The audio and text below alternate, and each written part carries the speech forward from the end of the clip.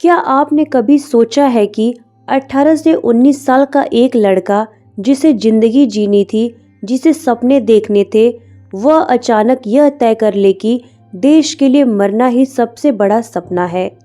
यह कहानी प्रफुल्ल चंद्र चाकी की है, एक ऐसा नाम जो इतिहास में बहुत कम बोला गया, लेकिन जिसकी कुर्बानी खुदीराम बोस जितनी ही थी।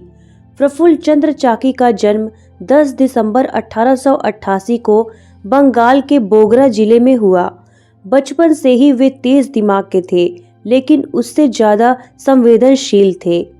जब भी वे अंग्रेज अफसरों को भारतीयों को अपमानित करते देखते, उनका खून खौल उठता। स्कूल में पढ़ते थे, लेकिन किताबों से ज्यादा उन्हें अखबार पसंद थे, क्योंकि अखबार में देश का दर्द लिखा होता था। किसानों पर जुल्म, छात्रों पर लाठी, देशभक्तों को जेल।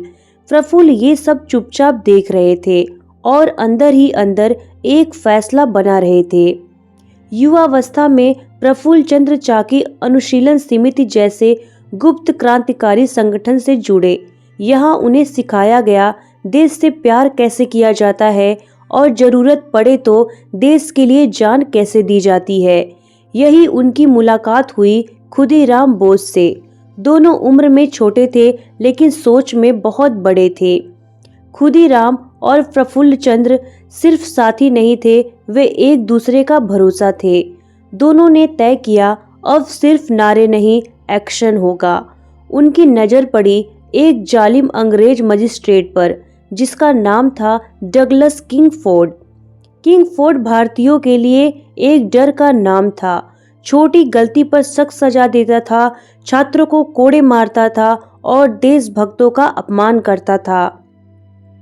क्रांतिकारियों ने कहा, अगर इसे नहीं रोका गया तो और कितने निर्दोष टूटेंगे। फैसला हो चुका था। प्रफुल्ल और खुदीराम कई दिनों तक किंग्सफोर्ड की जासूसी करते रहे।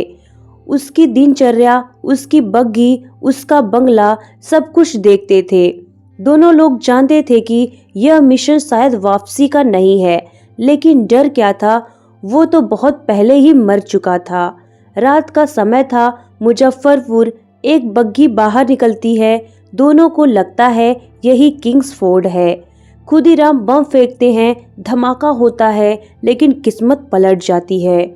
बग्घी में किंग्सफोर्ड नहीं था, 2 अंग्रेज महिलाएं थीं। धमाके के बाद पूरा इलाका हिल जाता है। प्रफुल्ल और खुदीराम अलग अलग दिशाओं में भागते हैं। यहीं से कहानी एक और नया मोड़ ले लेती है। प्रफुल्ल चाकी भागते भागते रेलवे स्टेशन तक पहुंचते हैं, लेकिन अंग्रेज सिपाही उन्हें पहचान लेते हैं। चारों तरफ से उन्हें घेर लिया जाता है। प्रफुल्ल जानते थे कि अगर जिंदा पकड़ा गया तो कई राज बाहर आ जाएंगे।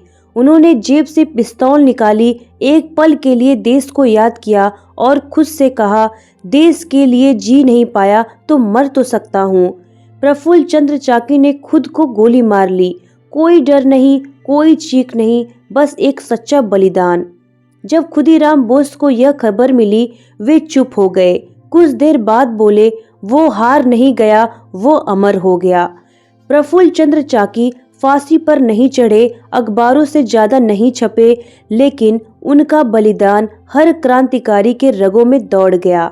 भगत सिंह जैसे युवाओं ने इन्हीं कहानियों से हिम्मत पाई, क्योंकि हर शहीद सिर्फ मरता नहीं, वो आने वाली पीढ़ी को जीने का साहस देता है।